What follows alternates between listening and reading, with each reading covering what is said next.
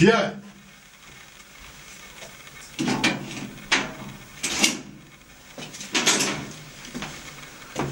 السلام علیکم. سلام علیکم. الان چی مراد مقصد داری؟ با مراد مقصد برسی. 105 شبی عمری چوجکا دراز باشه، خاک بگیری زر بگرده، همه وقت در توی تماشاها باشی، خانه توی خانه شو. اکا لبه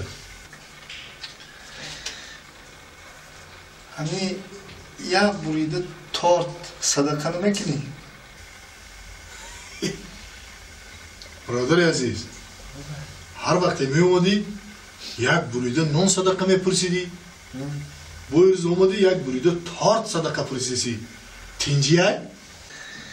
آخی اکا ها این روز زاد روز دارم.